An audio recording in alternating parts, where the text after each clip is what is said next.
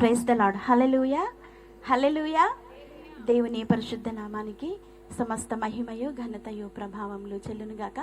సమయం ఇచ్చిన దేవాది దేవునికి ముందుగా నా వందనాలు తెలియజేస్తూ ఉన్నాను.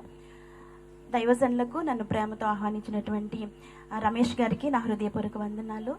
మరి ఆహ్వానించబడ్డ స్పీకర్ గారికి నా వందనాలు. అలాగే స్టేజ్ని అలంకరించిన దైవజనులందరికీ కూడా నా హృదయపూర్వక వందనాలు తెలియజేస్తున్నాను. మీ అందరికీ కూడా నా ప్రేమ వందనాలు తెలియజేస్తూ ఉన్నాను. వందనాలండి. బాగున్నారా అందరూ? దేవునికి స్తోత్రం కలుగును గాక. మరి ఒక మారు మీ మధ్యలో నిలవబెట్టిన దేవునికి వందనాలు. ఇంత త్వరగా మరలా మీ మధ్యకి నేను వస్తానని అనుకోలేదు, కానీ చాలా సంతోషం మిమ్మల్ని అందరినీ మరి ఒకసారి క్రిస్మస్ శుభాకాంక్షలు తెలియచేయటానికి దేవుడు నిలవబెట్టుకున్నందుకు దేవాది దేవునికి వందనాలు తెలియజేస్తూ ఉన్నాను. క్రిస్మస్ అంటే సంతోషం కదండి. ఈ నెల అంతటినీ కూడా ఆనంద మాసము అంటారు, అవునా కదా? తెలుసా మీకు?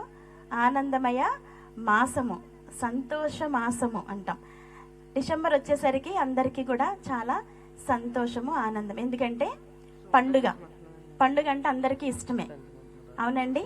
పండుగ అంటే ప్రభు. అందుకే దూతలు అంటారు కదా, లోకమంతటికి శుభవర్తమానము, స్తోత్రం కలుగును గాక. హల్లెలూయా, హల్లెలూయా. యేసుక్రీస్తు ప్రభువారు అందరికీ ప్రభువు కాబట్టి ఈరోజు క్రైస్తవ్యానికి వ్యతిరేకంగా ఉన్న దేశాలు, రష్యా కావచ్చు, పాకిస్తాన్ కావచ్చు, ఆ దేశాలలో కూడా క్రిస్మస్ని వారు సెలబ్రేట్ చేసుకుంటారండి. స్తోత్రం కలుగును గాక. హల్లెలూయా. ప్రతి పండుగ కొన్ని దినాలకి లేదంటే ఒక రోజుకి సంబంధించినదే, కానీ క్రిస్మస్ పండుగ నవంబర్ నుంచి జనవరి నెల వరకు జరుపుకునే పండుగ. స్తోత్రం, హల్లెలూయా. ఎందుకంటే ఈయన సర్వ సృష్టికి కారణభూతుడు, సర్వానికి ఆధారభూతుడైన దేవుణ్ణి మనం కలిగి ఉన్నామండి. సర్వలోకాన్ని సృష్టించిన దేవుడు కాబట్టి ఈయన యూనివర్సల్ గాడ్, ఒక ప్రాంతానికి చెందిన దేవుడు కాదు కాబట్టి ఈయన ప్రపంచానికి చెందిన. అపోస్తులైన పౌలు గారిని మనం జ్ఞాపకం చేసుకుంటే ఆయన ప్రధానుడను అంటున్నాడు ఇక్కడ ఈ వచనములో. పూర్ణ అంగీకారం నాకు యోగ్యమై ఉన్నదని చెప్పటానికి నేను ప్రధానుడను అంటున్నాడు. అసలు ఈయన అంటాడు కదా 12వ వచనంలో, పూర్వము నేను దూషకుడను, నేను హింసకుడను, నేను హానికరుడను అని చెప్పినటువంటి పౌలు గారండి. ఈయన ఎవరండి? ఈయన క్రైస్తవులను హింసించినటువంటి ఒక వ్యక్తి. ఇక్కడ తిమోతికి వ్రాస్తూ అంటాడు కదా, ఎంతగానో నా ప్రియమైన కుమారుడైన తిమోతికి శుభమని చెప్పి వ్రాయిన సంగతులు అని మొదటి వచనంలో మనం జ్ఞాపకం చేసుకొనొచ్చు. అయితే ఈ పౌలు గారు దేనికి ప్రధానుడను అని అంటే గనక ఆయన్ని హింసించుటలో ప్రధానుడుగా ఆయన ఉన్నట్లుగా మనం చూస్తూ ఉన్నాం. క్రీస్తు యేసు ఈ లోకానికి వచ్చిన సందర్భాన్ని మనం జ్ఞాపకం చేసుకుంటే, ఈ సమాజంలో భక్తి అనేది ప్రతి మనిషిని దేవునికి దగ్గర చేయటానికి, దేవుణ్ణి కలుసుకోవటానికి భక్తి చేస్తారు.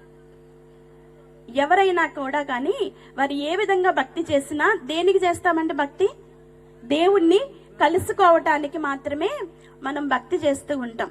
ఆ దేవునిని సమీపించటానికి, ఆ దేవుణ్ణి కలుసుకోవటానికి వారు చేసే భక్తి అనేక రకాలుగా ఉంటుంది. కొద్దిమంది కొన్ని సమయాలలో ప్రార్థన చేస్తేనే ఆ దేవుడు ఆలకిస్తాడని వారి నమ్మకం.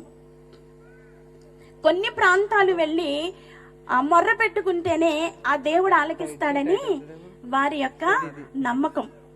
కొన్ని ప్రాంతాలలో దేవుణ్ణి కలుసుకోవటానికి చాలా వ్యయ ప్రయాసలు కలిగి ప్రయాణాలు చేస్తూ ఉంటారు. అందరూ కొద్ది నిమిషాలు శ్రద్ధగా వినాలి ఈ మాటలు. కొన్ని నిమిషాలు మాత్రమే మీ మధ్యలో వాక్యం ప్రకటించబడుతుంది కాబట్టి దయచేసి ఎవరు మాట్లాడుకోవద్దు. వాతావరణం చాలా చల్లగా ఉంది.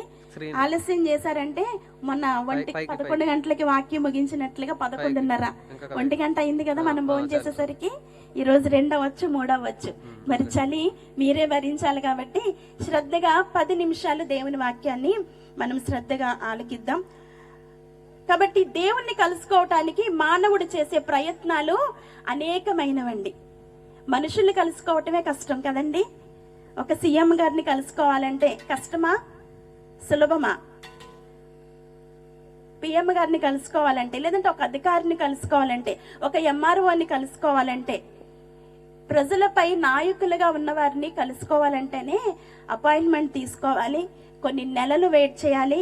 వారిని కలుసుకునేటప్పుడు ఎంతో భక్తి శ్రద్ధలతో కదండి చేతులు కట్టుకునేవారు, చెప్పులు విడిచిపెట్టి వచ్చేవారు. లేదంటే ఇంకా వారికి ఉన్నటువంటి భక్తి అంతా, లేదంటే వినయ విధేయతలన్నీ కూడా అక్కడ చూపిస్తూ ఉంటారండి. కానీ మనం ప్రార్థన చేసేటప్పుడు ఎట్టి రీతిగా దేవుణ్ణి మనం కలుసుకుంటున్నాం? మన దేవుణ్ణి కలుసుకోవటానికి ఒక ప్రత్యేకమైన ప్రాంతం ఏమైనా ఉందా? ఒక ప్రత్యేకమైన సమయం ఏమైనా ఉందా అండి? ఈ సమయంలోనే చేయాలి, ఇలాగే చేయాలి, చన్నీటిలో స్నానం చేయాలి, లేదంటే ఏదో ఆ సౌండ్ చేస్తేనే ఆ దేవుడు వస్తాడు అనేది ఏదీ లేదు కదండి. ఆయన సర్వాంతర్యామి, సర్వము వ్యాప్తి చెంది ఉన్న దేవుడు. ప్రార్థన చేసుకునేటప్పుడు మరి ఎంత భయభక్తులతో మనం ప్రార్థన చేస్తున్నాం? దేవుణ్ణి కలుసుకోవటమే కదా ప్రార్థన చేయడం అంటే, దేవునితో మాట్లాడడమే ప్రార్థన చేయటం. అయితే ప్రతి మనుషుడు కూడా భక్తి చేసేది దేవుణ్ణి కలుసుకోవటానికి. అయితే మన దేవుడు మనల్ని కలుసుకోవటానికి దేవాది దేవుడయ్యుండి కూడా ఆయన ఈ లోకానికి ఒక నరావతారిగా వచ్చారండి. స్తోత్రం కలుగునుగాక. హల్లెలూయా, హల్లెలూయా. దేవుడే మన దగ్గరకు వచ్చాడు. దేవుడే మన కొరకు ఈ భూలోకానికి వచ్చినట్లుగా మనం చూస్తూ ఉంటున్నాం. అందుకే ఇక్కడ లేఖనాలు చెప్తూ ఉన్నాయి కదా, ఎందుకు వచ్చాడండి ఆయన? పాపులను రక్షించటానికి వచ్చాడంటండి ఆయన. ఈ లోకమంతా పాపముతో నిండి ఉన్నది. మనమందరము కూడా పాపము చేసిన వారమే. పాపులైన మన కొరకు పరిశుద్ధుడైన దేవుడు ఈ లోకానికి వచ్చిన సందర్భాన్ని జ్ఞాపకం చేసుకుని ప్రభువుని ఆరాధించడానికి మనం కలుసుకున్నాం. క్రిస్మస్ అంటే ఏంటండి? క్రీస్తుని ఆరాధించటం. ఈ రాత్రికాల సమయంలో క్రీస్తుని ఆరాధించటానికి వచ్చిన మనకు ఒక శుభవర్తమానం ఏంటంటే, దేవుడు మనల్ని కలుసుకోవటానికి ఈ లోకానికి వచ్చేసాడండి. ఒక తల్లి గర్భాన్ని ఆయన ఎన్నుకొని లోకానికి వచ్చాడు.